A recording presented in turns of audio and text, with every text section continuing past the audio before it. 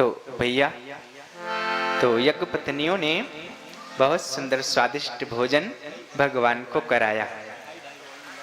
तब उनके मन में वैराग आ गया, अब तो हमें परमात्मा मिल गए, अब घर जाने की क्या आवश्यकता है। लेकिन हमारे माधव, हमारे बांके बिहारी भैया समझाते हैं कि नहीं, घर आपको चले जाना चाहिए।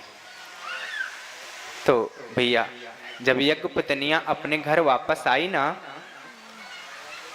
तो उनके पति देव जो थे बड़ी स्वागत किए। उनको लगा था कि हम घर चलेंगे तो हमारे पति देव हमें घर से निकाल देंगे, क्योंकि मैं घर पर बोलकर नहीं आई ना, वो मना कर रहे थे तो भी मैं आई। तो कहने का भाव भैया, जब जीव परमात्मा के निकट जाता है ना, तो पूरी दुनिया आपको प्रणाम करती है।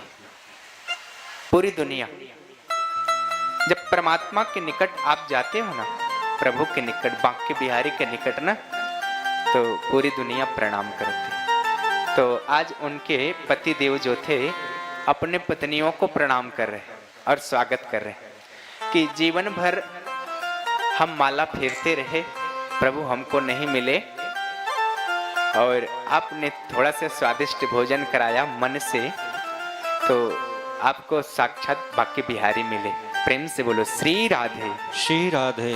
तो भैया बांके बिहारी उसी को मिलते हैं जो प्रेम करता है, जो भक्ति करता है। यहाँ कहने का भाव यह था कि बांके बिहारी कहते, ज्ञानी तो हमारे हृदय हैं, आत्मा है जो ज्ञानी होते हैं।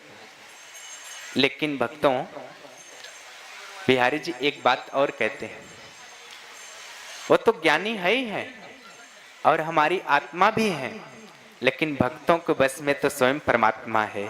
तो भक्त बड़े ना भैया। तो ज्ञानी पंडित जी थे, उनको परमात्मा नहीं मिलता, लेकिन माताएं भक्त थी, इसलिए स्वयं भगवान बांके बिहारी दर्शन देने के लिए चले आए। यही तो भाव था। शास्त्र में बड़े आनंदित बातें लिखी गई, अगर हम उसको समझे ना भैया, तो जीवन हमारा तर सकता है। परमात्मा कहता है, जब आप काम विषय में रहते हो ना, काम में रहते हो तो कोई बात नहीं, आप काम में रहो, लेकिन कम से कम 10 मिनट तो प्रभु के चरण में जाना ही चाहिए।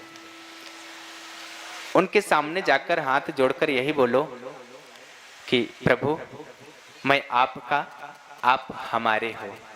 इतना जिस दिन आप कह दोगे ना, तो साक्षात बांके बिहारी आपके पीछे पीछे घूमने लगेगा, क्योंकि वो भगत के बस में है ना भैया। तो भक्तों की श्रेणी बहुत ऊपर है। तो जीवन आपका तर कब जाएगा? जब आप बांके बिहारी के भक्त हो जाएंगे। तो भक्त बनने का प्रयास करो, बांके बिहारी के शरण में जाने का प्रयास करो।